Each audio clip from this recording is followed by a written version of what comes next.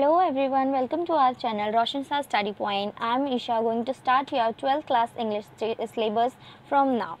So, we will start from our Flamingo book, and there our first chapter is the last lesson. I know it seems very odd because our starting chapter named as a last lesson.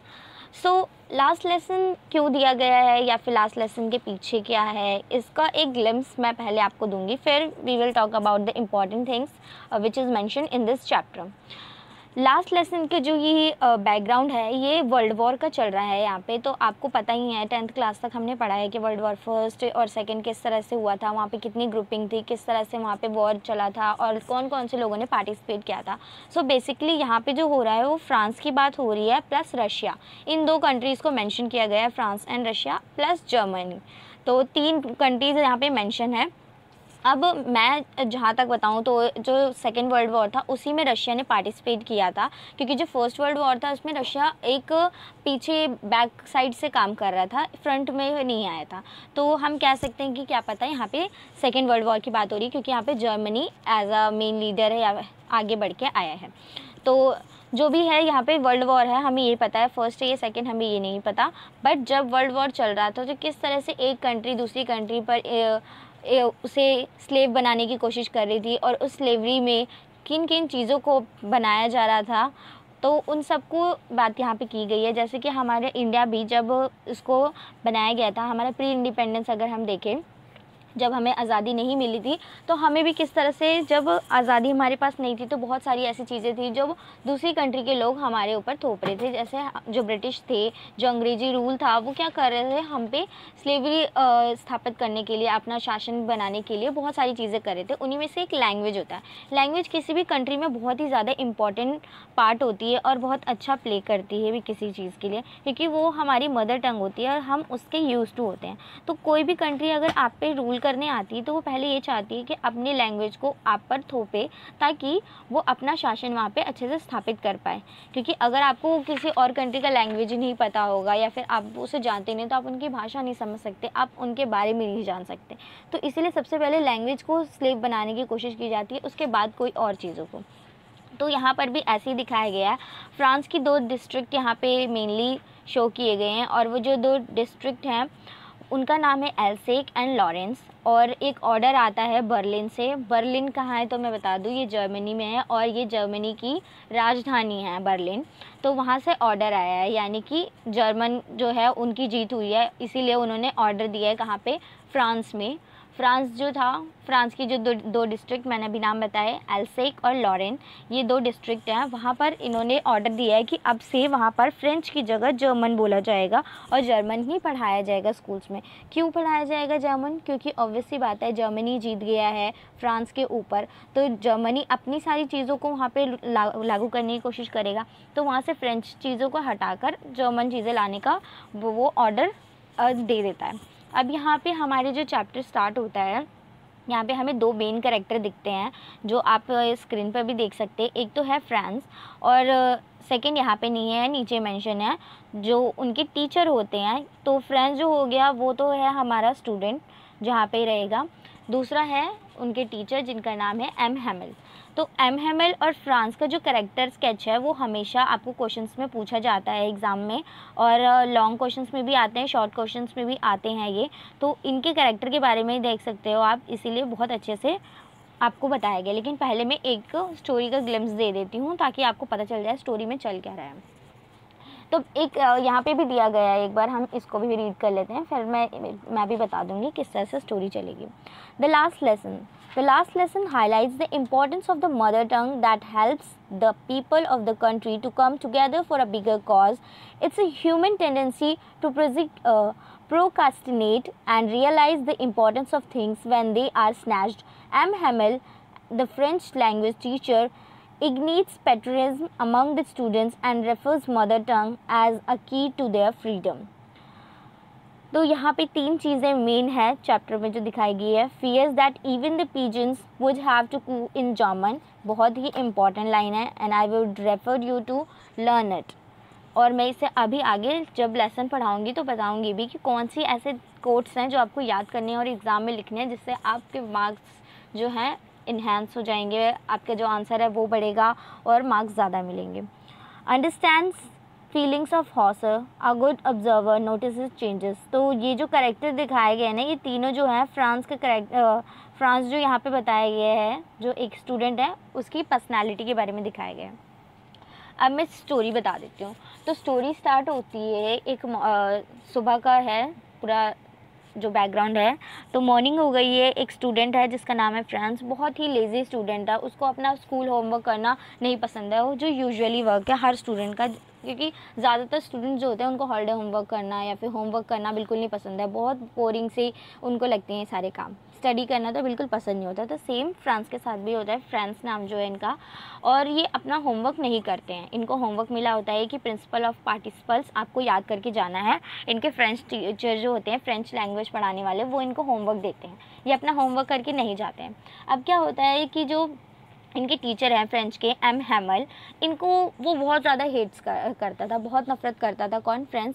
क्यों? क्योंकि ये बहुत ज़्यादा डांटा करते थे, बहुत strict थे और बहुत ही शॉर्ट टेम्पर थे, जो हमेशा अपनी जो आयरन रूल थी उससे अपने सारी क्लास के बच्चों को डरा के रखते थे। इनको कभी भी एम हैमल पसंद ही नहीं आया।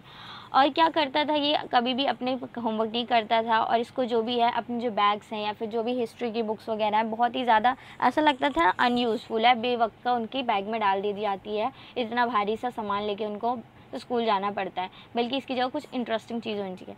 तो उनको पढ़ाई के सिवाय अब क्या पसंद होगा, क्योंकि हर किसी का एक चीज़ होता है कि पढ़ाई के सिवाय उन्हें कुछ और तो पसंद होगा ही। तो इनको क्या पसंद था? नेचर बहुत पसंद था। ही is a good nature lover, और कह सकते हैं ऑब्जर्वर भी थे। तो पहले नेचर लवर की बात करें तो फ्रांस जो था ना, उसको बाहर की चीज़ें टाइम स्पेंड करना अच्छा लगता था, और उसने ऐसा सोचा भी था कि क्यों ना मैं स्कूल जाने के बजाय बाहर कहीं घूमने चले जाता हूँ, क्योंकि जो वेदर है बहुत अच्छा हो रखा है, बिल्कुल ब्राइट सा चमकता हुआ, ऊपर से जो बर्ड्स की चर्पिंग है, जो उनकी आवाज़ें सुनाई दे रही हैं, वो बहुत ही प्यारी लग रही है। उसके अलावा मैं ऐसा कर सकता हूँ, झूले झूल लूँ या फिर जो नदी किनारे है वहाँ बैठ जाऊँ। तो ऐसी चीज़ें उसके ख्याल में आती है कि मैं स्कूल जाने के बजाय ये सब कर लेता हूँ। बट उसने कहा नहीं, मुझे अपने इमोशंस को कंट्रोल करना है, मुझे स्कूल जाना ही होगा। तो बहुत हरी हो जाता है, क्योंकि उस दिन वो बहुत लेट होता है स्कूल जाने को। कह सकते हैं वो मंडे मॉर्निंग था, तो इसीलिए बहुत बोर होता है मंडे मॉर्निंग। ऑब्वियस सी बात है कि हमें पूरी छुट्टी बना के फिर जाना होता है, तो बहुत ही लेज़ीनेस और ज़्यादा आ जाती है, तो उसको भी लेज़ीनेस आ रही होती है, तो वो लेट हो जाता है स्कूल के लिए। वो तो हमेशा ही हुआ करता था, फ्रांस ये इसके कैरेक्टर में ही है। तो बहुत ही लेट हो जाता है, वो भागते भागते स्कूल पहुँचता है। तो स्कूल पहुँचते हुए क्या देखता है कि जो उसका ग्राउंड होता है वहाँ पर एक बुलेटिन बोर्ड लगाता है, और हमेशा जो 2 साल है ना, वहाँ से उस बुलेटिन बोर्ड से हमेशा बैड न्यूज़ ही आते थे। वो बैड न्यूज़ किस चीज़ के होते थे कि युद्ध में हार गया फ्रांस, या फिर कोई ड्राफ्ट आना हो, मतलब गवर्नमेंट अगर कोई भी चीज़ भेज रही है सर्कुलेशन, तो वो चीज़ें आती है, या फिर कोई ऑर्डर आया होता है हेड से, तो वो सारी चीज़ें वहीं पे लगाई जाती थी। तो उसको लगता है कि अब कौन सी ख़राब न्यूज़ आ गई है बुलेटिन बोर्ड में जो लगी है, क्योंकि वहाँ पे बहुत ज़्यादा क्राउड होता है, और जब क्राउड है तो इसका मतलब यही हुआ कि वहाँ बुलेटिन बोर्ड पे कोई न्यूज़ लगी हुई है। बट वो इतना लेट हो रहा होता है कि उसको वो भी देखने का टाइम नहीं होता, और वो जल्दी जल्दी अपनी क्लास में जाने को सोचता है, और वो जा भी रहा होता है। लेकिन उसी के टीचर के जो आसपास, मतलब स्कूल के जो पास रहने वाले लोग हैं, वो उसको टोंट मारते हुए कहते हैं कि तुम्हें इतनी जल्दी जाने की ज़रूरत नहीं है, आराम से जाओ, अभी तो स्कूल खुला ही हुआ है। तो फिर वो सोचता है कि शायद ये मेरे को ताना मार रहे हैं क्योंकि मैं बहुत ज़्यादा लेट हो गया हूँ। लेकिन ऐसी बात नहीं होती, बात कुछ और होती है जो अभी हमें पता चलेगी। तो जब वो भागते भागते जाता है, उसकी सांस बहुत फूल रही होती है, फिर भी वो थोड़ा रिलैक्स होता है। तो वो क्या देखता है कि बहुत ही ज़्यादा स्कूल शांत है, और जो यूजुअल डेज़ होते हैं तो उसमें स्कूल कभी भी शांत नहीं होता, वहाँ से हमेशा शोर आता रहता था। वो शोर किस चीज़ का आता था? डेस्क के हिलाए जा रहे हैं बच्चों के द्वारा, या फिर क्या होता है जो टीचर हैं वो जो भी लेसन्स हैं वो रिपीट करवा रहे हैं बच्चों से यूनिसन, यानी एक साथ जो रिपीट करते हैं, जैसे बचपन में सिखाया जाता है ना 1 2 3 या ABCD पूरी क्लास बोलती है साथ में। तो इसी तरह से लेसन्स रिपीट कराए जाते हैं, उसका शोर आता है। या फिर जो टीचर है वो टेबल पे ज़ोर ज़ोर से अपनी आयरन रूलर मार रहा होता है, जो अपनी कह सकते हैं कि अपने स्टिक की तरह, डंडे की तरह यूज़ करता है, तो उसको मारने की आवाज़ आ रही होती है। तो आज बहुत ही ज़्यादा शांत होता है, उसको ऐसा लगता है कि ऐसा संडे मॉर्निंग में ऐसा हुआ करता था जब छुट्टी होती थी, लेकिन आज तो स्कूल है, फिर शोर क्यों नहीं आ रहा, बहुत अजीब लगता है उसको। तो हम कह सकते हैं वो गुड ऑब्जर्वर भी था।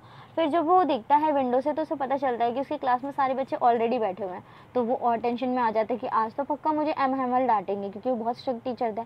तो जब वो क्लास में एंटर करता है तो एम हैमल उसे बिना कुछ कहे क्लास में एंट्री दे देते हैं और कहते हैं जाओ अपनी सीट पे बैठ जो बहुत पोलाइटली। तो बहुत हैरानी में पड़ जाता है आखिर ऐसा हो क्यों रहा है, सब कुछ आज अलग अलग क्यों लग रहा है। और वो एक और चीज़ नोटिस करता है कि जो उसका बैक बेंच था, यानी कि लास्ट जो बेंचेस होते हैं वो हमेशा खाली रहते हैं, लेकिन आज उस पर विलेजर्स आके बैठे थे। विलेजर्स कौन थे? जो पहले पढ़ के जा चुके थे या फिर जो पढ़ने नहीं आते थे, तो वो लोग आके बैठे थे। तो वो सोचता है कि तो हमारी क्लास में भी नहीं है, फिर हमारे गाँव के लोग आके क्यों बैठे हुए हैं। तो अब वो पूछ तो सकता नहीं था, लेकिन इसे हैरानी होती है उनको देख के। 3 लोग हैं, उनके नाम कौन-कौन से हम याद करना ज़रूरी है, इन तीनों के नाम विलेजर्स के, क्योंकि एग्ज़ाम में आपको ये मेंशन करना होता है कि जो विलेजर्स हैं वो उनको दिखाया क्यों गया है, क्योंकि ये क्या करने आए हैं यहाँ पे, अपनी कंट्री के लिए एक जो राष्ट्रीयता होती है, पैट्रियटिज़्म है, वो शो करने के लिए ये लोग आए हैं उस दिन। और एम हेमल को थैंक करने के लिए आए हैं कि उन्होंने इतनी अच्छी सर्विस दी है इतने सालों तक, 40 सालों तक एम हेमल ने उस स्कूल में पढ़ाया था, तो उसके लिए थैंक यू करने के लिए वो आए होते हैं। तो 3 लोग कौन थे? ओल्ड हॉसर था जो रिटायर हो चुका था, कह सकते हैं, नहीं, ओल्ड हॉसर रिटायर नहीं था, ओल्ड हॉसर था जिसने 3 कॉर्नर्ड हैट पहनी थी। अब ये 3 कॉर्नर्ड हैट आपकी बुक में मेंशन है, और इसका रीज़न किस लिए, क्योंकि फ्रांस में जो लोग होते हैं ना, खासकर जो आपने देखा होगा ओल्ड पिक्चर्स में, तो उसमें यही होता है कि उनकी जो हैट होती है ना वो 3 कॉर्नर्ड होती है और वो डालते हैं अपने सर पे, तो इसीलिए इसमें मेंशन है ये। तो वो ओल्ड हॉसर था, कह सकते हैं हमें कोई मिनिस्टर वगैरह रहा होगा, इसीलिए उसको इस तरह से दिखाया। और एक फॉर्मर पोस्ट मास्टर था, उसके अलावा एक फॉर्मर मेयर था, यानी वो रिटायर्ड मेयर था, कह सकते हैं कि जो ऑफिस उसमें होते हैं आर्मी वगैरह में, तो वो। तो ये 3 लोग थे, इन तीनों के नाम याद कर लेना। अब क्या हुआ कि उसने ये चीज़ नोटिस की, लेकिन उसे बहुत हैरानी हो रही थी। तब तक उससे क्या सुनाई पड़ता है कि जो उसके एम हेमल है, टीचर जो हैं, वो उनको बोलते हैं कि so the class, this is the last lesson. तो वो बहुत हैरानी में पड़ जाते हैं, लास्ट लेसन की ऐसे हो गया हमारा, अभी तो हमारा सिलेबस भी नहीं पूरा है, हम ऐसा सोच सकते हैं ना। तो वो यही कहते हैं कि आज के बाद हम फ्रेंच लैंग्वेज नहीं पढ़ेंगे यहाँ पर, क्योंकि ऑर्डर आया है बर्लिन से कि अब यहाँ पर जर्मनी पढ़ाई जाएगी, फ्रेंच लैंग्वेज नहीं पढ़ाई जाएगी। तो वो समझ जाता है कि अच्छा, इसीलिए वहाँ पे बुलेटिन बोर्ड के पास क्राउड था और यही ऑर्डर वहाँ पे भी आया होगा, और इसीलिए जो बैक बेंचर्स हैं, यानी जो विलेजर्स हैं, वो आकर बैठे हुए हैं बैक बेंचेस में, वो खाली नहीं है बैक बेंच। प्लस आज जो एम हेमल है वो नई ड्रेस पहन के आए थे, और वो जो नई ड्रेस थी वो हमेशा तभी पहना करते थे जब प्राइज़ डे हुआ करता था, या फिर जब कोई इंस्पेक्शन का दिन हुआ करता था। और जबकि आज ऐसा कोई भी दिन था, फिर भी वो एक एम्ब्रॉयडर्ड अपनी ड्रेस पहन के आए थे, जिसमें ब्यूटीफुल ग्रीन कोट था, फ्रिल शर्ट थी, लिटिल ब्लैक सिल्क कैप थी। तो ये सब वो पहन के आए थे। तो इसीलिए वो समझ जाता है कि आज इसीलिए सब कुछ अलग अलग लग रहा है, क्योंकि ये लास्ट लेसन है, और आज के बाद जो हमारे एम हेमल टीचर हैं वो हमें छोड़कर चले जाएंगे, जो यहाँ पे 40 सालों से हमें पढ़ा रहे हैं। तो ये सोच कर फ्रांस को थोड़ा सा बुरा लगता है। क्यों? क्योंकि उसने आज तक अपनी लैंग्वेज को, जो उसकी मदर टंग थी, उस पर कभी ध्यान नहीं दिया था, जबकि ऐसा हमें होना चाहिए कि अपनी मदर टंग से तो कम हमें प्यार होता है, लेकिन फ्रांस ने कभी ऐसा सोचा नहीं था। आज उसे बहुत बुरा लगता है कि मुझे मुश्किल से अपना जो फ्रेंच में है नाम लिखना या फिर कुछ भी करना, थोड़ा सा लिखना ही आता है, मुझे अच्छे से पढ़ना नहीं आता फ्रेंच लैंग्वेज, ना अच्छे से बोलना आता है। तो इस चीज़ के लिए उसे बुरा लगता है, और वो इसलिए भी बुरा लगता है क्योंकि आज तक उसने सीरियसली इसे पढ़ा नहीं था फ्रेंच लैंग्वेज को, और हमेशा अपना टाइम वेस्ट करता रहता था फालतू की चीज़ों में। और अब जो उसकी हिस्ट्री की बुक्स थी ना, वो भी उसको बेस्ट फ्रेंड लग रही थी, जबकि हमने अभी कुछ देर पढ़ा था कि पहले कि उसको जो हिस्ट्री है वो बहुत ज़्यादा बोरिंग लगती थी। अब उसे ऐसा लगता है वो उसकी बहुत पुरानी दोस्त है, उससे बहुत ज़्यादा मिस करेगा, ऐसा वो सोचता है। अब क्या होता है कि ठीक है, अब लास्ट लेसन तो है, तो जो होमवर्क दिया था एम हेमल ने, अब वहाँ से स्टार्ट करते हैं। वो कहते हैं कि जो मैंने होमवर्क दिया था प्रिंसिपल्स ऑफ पार्टिसिपल्स, आप वो पढ़ाना शुरू कर, मतलब बताना शुरू करें। तो हर बच्चे से पूछते हैं। अब बारी आती है फ्रांस की, तो अब वो कैसे बताए, उसने तो याद ही नहीं किया था, लेकिन वो सोचता है कि जो भी मुझे आता है मैं वैसे बताता हूँ। तो वो खड़ा हो जाता है बताने के लिए, लेकिन बताने जा ही रहा था, लेकिन वो बता ही नहीं पाता। तो वो एकदम शर्म के मारे सर झुकाकर खड़ा हो जाता है, कुछ नहीं बोल पाता। उसको बहुत ही ज़्यादा अशेम्ड फील होता है, उसके अंदर इतनी भी हिम्मत नहीं होती कि वो अपने टीचर से नज़र मिला सके, क्योंकि उसने याद नहीं किया था।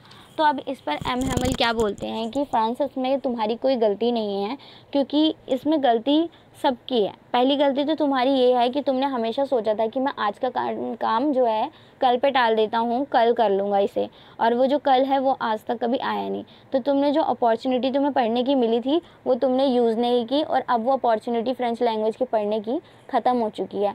तो अब रिग्रेट करने का कोई फ़ायदा नहीं है। लेकिन मुझे इस बात की खुशी है कि कम से कम तुम्हें ये रियलाइज़ हो गया कि तुमने कितनी बड़ी गलती की अपनी लैंग्वेज को इग्नोर करके। फिर वो कहता है कि इसमें गलती हमारे जो डिस्ट्रिक्ट है एलसेक इसकी भी है, क्योंकि इस जो डिस्ट्रिक्ट है यानी उनका जो विलेज है उसने भी कभी सीरियस नहीं लिया फ्रेंच लैंग्वेज को लेकर, और कभी सीखने के बारे में भी नहीं सोचा कि हम अपनी फ्रेंच लैंग्वेज को अच्छे से सीख लें, उसमें मास्टर हो जाए। इवन हम भी आज तक अगर हमें कहें कि हमारी मदर टंग हिंदी है तो हम हिंदी में इतने फ्लुएंट या फिर इतने अच्छे नहीं हैं कि हमें अपनी मातृभाषा अच्छे से आती होगी। हमें हिंदी पढ़ना पड़ता है, और कई लोग तो अभी भी हिंदी बोलना भी नहीं जानते भारत में रहते हुए भी। तो सेम वही फ्रांस की बात थी कि वो भले ही फ्रांस में रहते थे लेकिन हर लोगों को अच्छे से फ्रांस में फ्रेंच भाषा में लिखना पढ़ना बोलना अच्छे से नहीं आता था, जो प्योर होता है वही। तो इस चीज़ का वो बोलते हैं, ब्लेम करते हैं। फिर वो कहते हैं कि आप ये सोचो कि जब हमारे दुश्मन यहाँ पे आएंगे, एनिमी जो भी जिन्होंने भी रूल किया है हमारी कंट्री पे, अब इसी वजह से तो अब पढ़ाया जा रहा है यहाँ पे जर्मन। तो उन्होंने ये कहा कि जब वो लोग आएंगे तो वो कहेंगे कि जो लोग अपने आप को फ्रेंच मैन कहते थे कि हम प्योर फ्रेंच मैन हैं, अपने राष्ट्र पे या फिर अपने राज्य पे बहुत ज़्यादा गर्व करते थे, उनको तो अपनी भाषा में लिखना पढ़ना भी नहीं आता। कितनी शर्म की बात है। इसका ये मतलब है कि वो अपने आप को प्योर फ्रेंच मैन कहलाने के लायक नहीं है। क्योंकि जब हम खुद भी अगर अपने आप को रिलेट करके देखें कि हम हिंदुस्तानी खुद को बोलते हैं लेकिन हमें हिंदी शब्द ही नहीं आता, तो हम हिंदुस्तानी बोलने का हक कैसे बोल रख सकते हैं।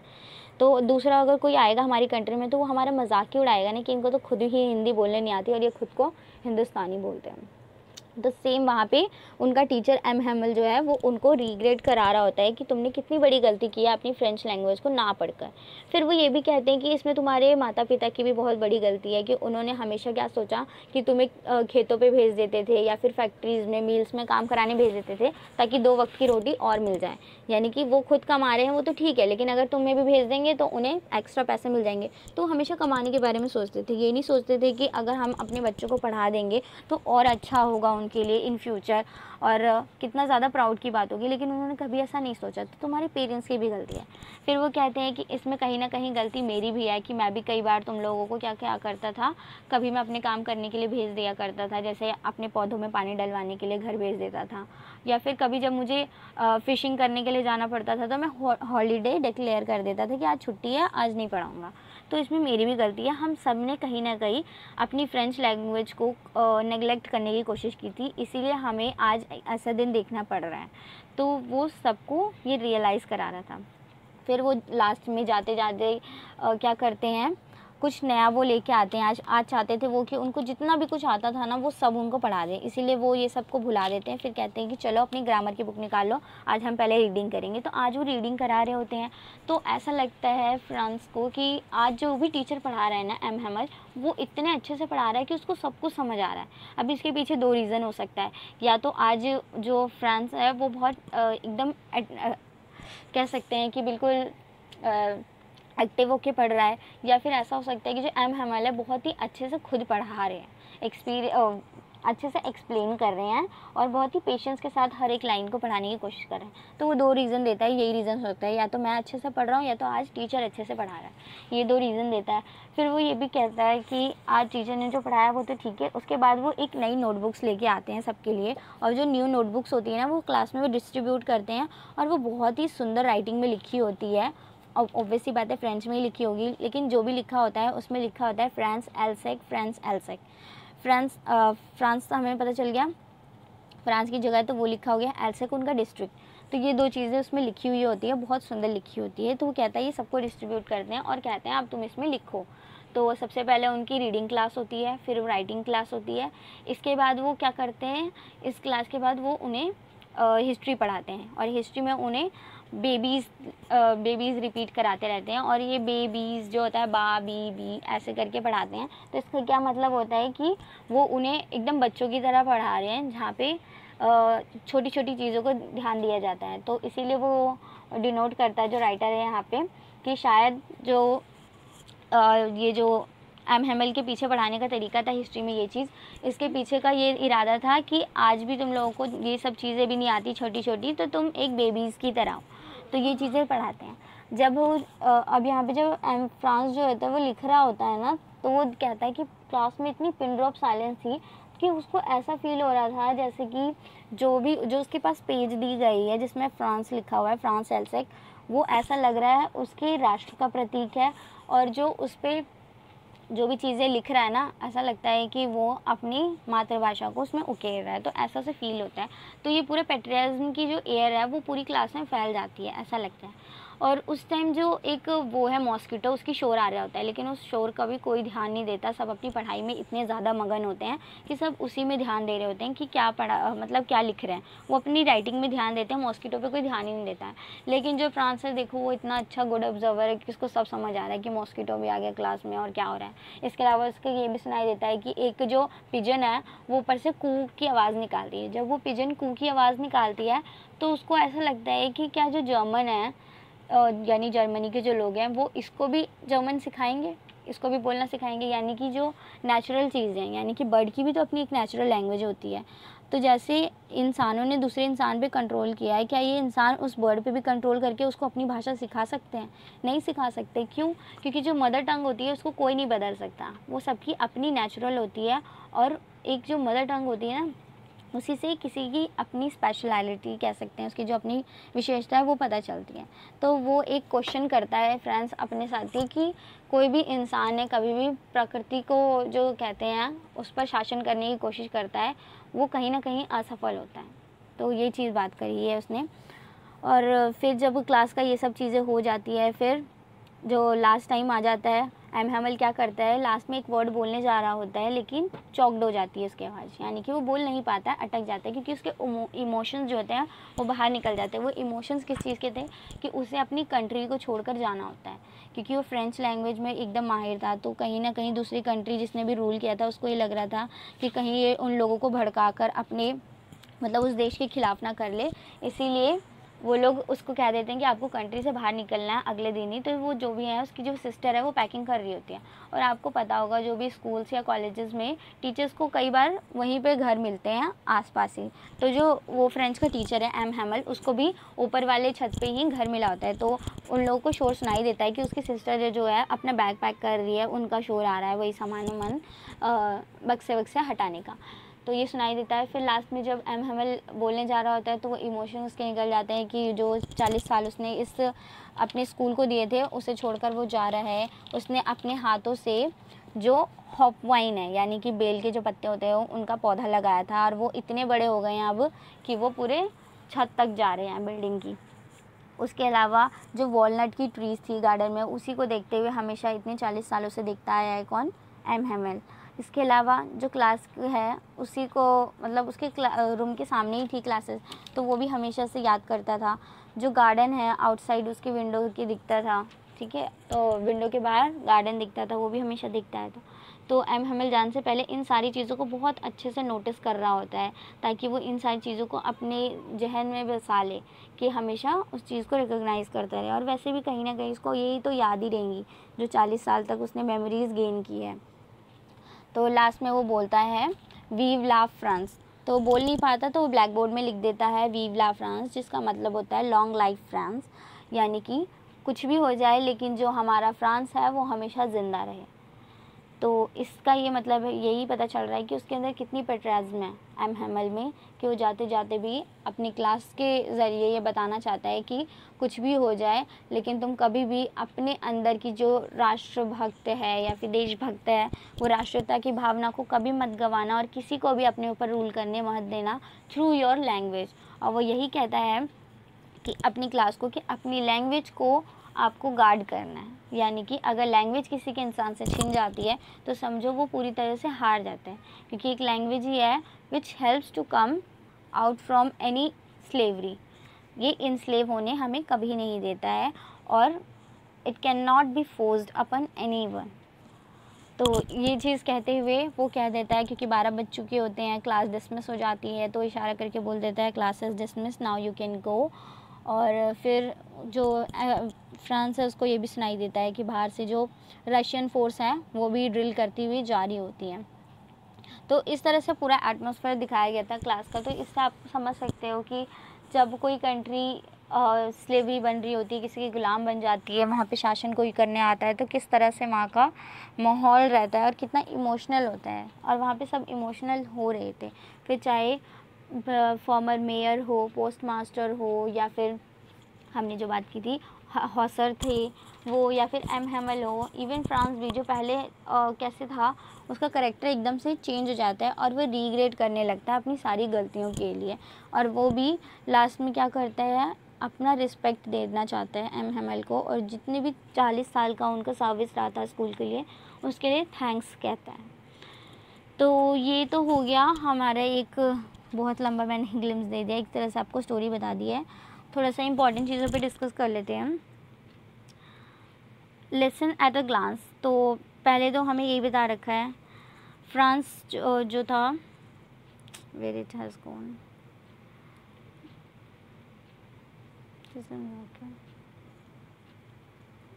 ओके मैं ऐसे बता रही हूँ। लेसन एट अ ग्लांस पहले आप देख सकते हैं फ्रेंड्स लिखा है, कौन उसके कैरेक्टर में क्या दिया है कि बहुत ज़्यादा सेंसिटिव है, ऑनेस्ट है, गुड ऑब्जर्वर है। मैंने एग्जांपल दे दिया गुड ऑब्जर्वर का।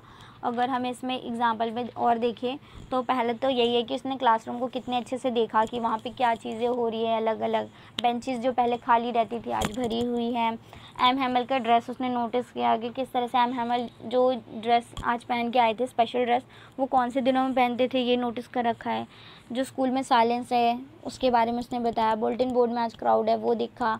बर्ड की चर्पिंग और जो कू की आवाज़ आ रही है उसने नोटिस की। तो हम कह सकते हैं he is a good observer.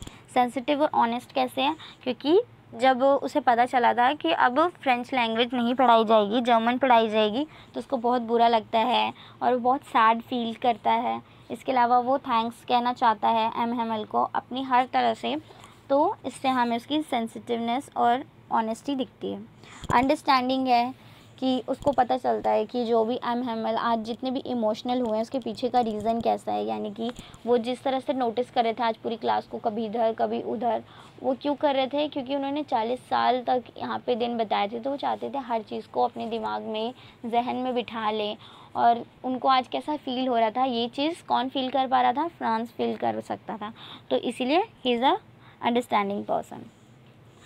रेलिक्यूटेंट to go to school, ये बता दिया, लेट फॉर स्कूल हो जाता है। Afraid for being scolded by teacher, M Hamel had not learn rules of participles, tempted spend the warm and bright day outside, enjoy chirping of birds, wanted to watch Russian soldiers drilling, ये भी वो चाहता था। तो मैंने तो सिर्फ nature के अकॉर्डिंगली वो बताया था कि क्या क्या नेचर फॉर द, बट वो ये भी देखना चाहता था जो रशियन सोल्जर्स ड्रिलिंग हो रही थी वो किस तरह से चलती हैं, मार्च करती, वो भी देखता है। इसके अलावा passes through the town hall, तो उसने क्या क्या देखा था जब टाउन हॉल से गुजर रहा था कि क्राउड है बुलेटिन बोर्ड के पास, ऑल बैड न्यूज़ आती हैं वहाँ पे, लॉस्ट बैटल, ड्राफ्ट्स हो गए, ऑर्डर हो गए कमांडिंग ऑफिसर्स के। और जो ब्लैक स्मिथ था, हाँ, तो उस जो ऑफिसर था जिसने भी उसे टॉन्ट मारा था उसका नाम था ब्लैक स्मिथ, जो उसे कहता है कि जल्दी जाने की ज़रूरत नहीं, आराम से जाओ। फिर क्या होता है उस दिन स्कूल में क्या क्या चीज़ें होती हैं, क्वाइट होता है school, no sound of desk होते हैं, लेसन्स रिपीटेड इन यूनिसन नहीं देता हमें सुनाई, नो बसल्स, कोई शोर नहीं होता क्लासेस में, M Hamel with iron ruler under his arm. और उस दिन भी जो एम हेमल होते हैं अपने आयरन रूलर को तो अपने आर्म्स के नीचे ही दबा कर रखे होते हैं, बट आज उनकी जो टोन है वो बहुत डिफरेंट होती है। M Hemal on that day किस तरह से बिहेव करते हैं, लास्ट लेसन जब होता है उनका, M Hamel in the special dress होते हैं, green coat, frilled shirt, embroidered silk cap, village people sitting quietly on the back benches, order from a Berlin to teach. Village people क्यों आए थे, क्योंकि ऑर्डर आया था बर्लिन से कि अब से जर्मन पढ़ाया जाएगा, फ्रेंच नहीं पढ़ाया जाएगा, एल्सेकेंड लॉरेन में। और ये लास्ट फ्रेंच लेसन होता है। फिर जो एम हेमल है इनके कैरेक्टर में हमें 4 चीज़ें बताई गई है। Devoted and sincere French teacher, देखा हमने उनकी सिंसियरिटी, इसीलिए वो ब्लेम अपने आप को भी करते हैं प्लस पूरे डिस्ट्रिक्ट को करते हैं, सिर्फ फ्रेंड्स को नहीं कहते कि सिर्फ तुम लेज़ी हो इसलिए तुम्हें आज तक नहीं आया, बल्कि उन्होंने कहा हम सबकी कहीं ना कहीं गलती है। फिर वो क्या है, passionate about the French language. आज लास्ट डे था फिर भी उन्होंने ये नहीं कहा कि आज लास्ट डे हम नहीं पढ़ाएंगे, जो यूजुअली टीचर करते हैं कि आज लास्ट डे है तो हम कुछ नहीं पढ़ेंगे, और आज से मस्ती करेंगे, लेकिन उन्होंने ऐसा नहीं किया। उन्होंने क्या किया, लास्ट डे के दिन भी उन्होंने कहा जितना भी उन्हें कुछ आता था वो चाहते थे कि मैं सब डिलीवर करके जाऊँ, उनके दिमाग में बिठा दूँ सब कुछ। तो इसीलिए उन्होंने सबसे पहले रीडिंग करवाई प्लस राइटिंग करवाई, उसके बाद ग्रामर भी हिस्ट्री भी पढ़ाया। तो उन्होंने ये तीनों चीज़ें की। तो हम कह सकते हैं he is a passionate about French language. Consider French as a clearest most beautiful and logical language. Last में वो ये भी कहते हैं कि जो फ्रेंच लैंग्वेज है वो सबसे ज़्यादा क्लियर और ब्यूटीफुल लॉजिकल लैंग्वेज है। आज भी अगर हम देखें तो ज़्यादातर जो क्रेज़ होता है लोगों का फ्रेंच सीखने का बहुत होता है। फ्रेंच, जर्मन, इंग्लिश, ये कुछ ऐसी लैंग्वेज है जिसको सब सीखना चाहते हैं। तो कह सकते हैं हम कि जो बात इन्होंने कही है एम हैमल ने, वो कहीं ना कहीं सही है। और ना भी कही हो इस तरह से तो हम ये भी कह सकते हैं कि हर किसी को अपनी मदर टंग सबसे अच्छी लैंग्वेज लगती है। अगर हमें कोई पूछे हिंदी कैसी लैंग्वेज है, हम क्या बोलेंगे कि हिंदी सबसे ज़्यादा ईजी लैंग्वेज है और बहुत अंडरस्टैंडिंग है, हम आसानी से समझ सकते हैं और बहुत सुंदर भी है। तो यही चीज़ यहाँ पे एम हैमल कहते हैं। फिर वो क्या है, पेट्रियाटिक है, इमोशनल है। हमें उनकी जो पेट्रियाटिक चीज़ है ये हमें पूरे चैप्टर में दिखती है और ये चीज़ें आप कर सकते हो नोटिस। फिर यहाँ पे हम अगर देखें यही फ्रेंच लैंग्वेज की बात, तो वो मैंने बता दिया।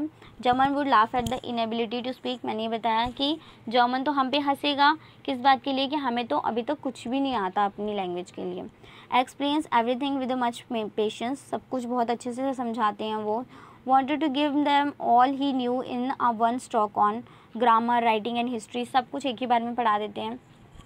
और लेकिन जब लास्ट होता है तो वो क्या होता है, चॉक्ड हो जाते हैं, बोल नहीं पाते कुछ भी। इसीलिए वो क्या करते हैं, ब्लैक बोर्ड में लिख देते हैं वीव ला फ्रांस, यानी कि लॉन्ग लाइफ टू फ्रांस।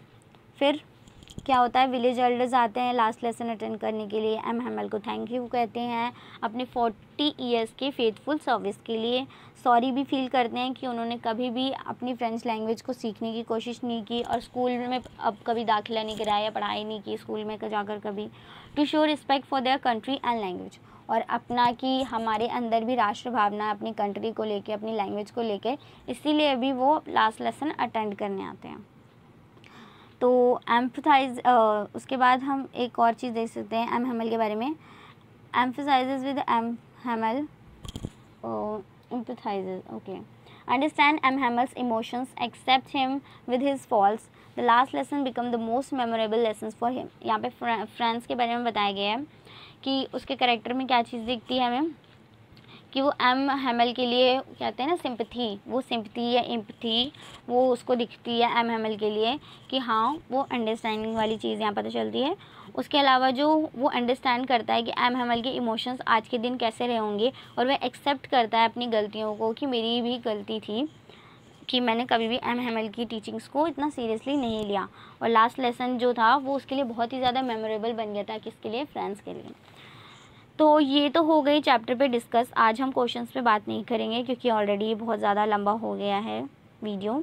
तो मैं ये आपको एक कहूँगी कि इसको एक बार रीड कर लीजिएगा, और एक मैंने कहा था कि कोट में आपको बताऊँगी, वो कोट मैं आपको दे देती हूँ।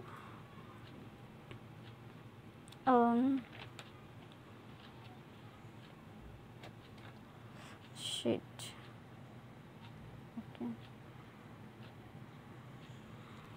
so yes, here is the quoting.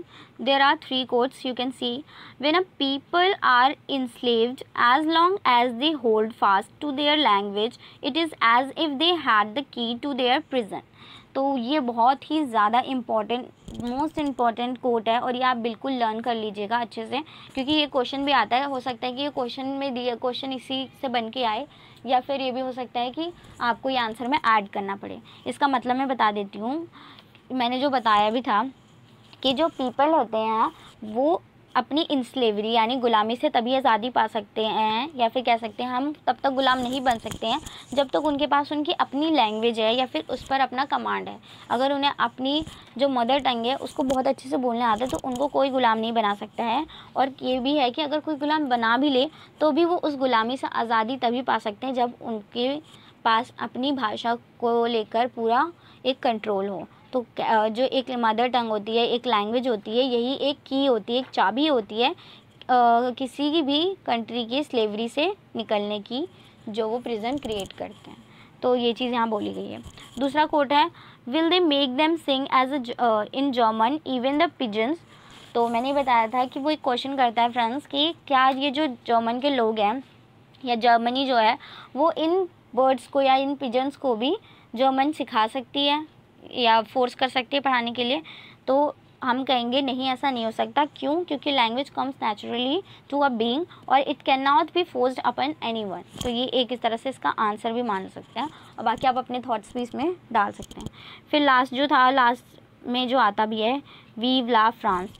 तो वीव ला फ्रांस का मतलब है लॉन्ग लाइफ फ्रांस, और ये एक तरह से पैट्रियाज्म दिखाता है एक कंट्री की अपनी जो इमोशंस हैं जब उसको स्लेव बना लिया जाता है तो वो भी दिखाता है। तो ये 3 कोट्स हैं जो बहुत इंपॉर्टेंट है, आप इसको याद कर लीजिएगा, चाहिए तो इसका स्क्रीनशॉट भी रख लीजिएगा। तो thank you very much to listen me carefully and I just hope you will like this video and if you like please give a thumbs up. Thank you so much. और next class में हम अपने question answer पे discuss करेंगे। Okay.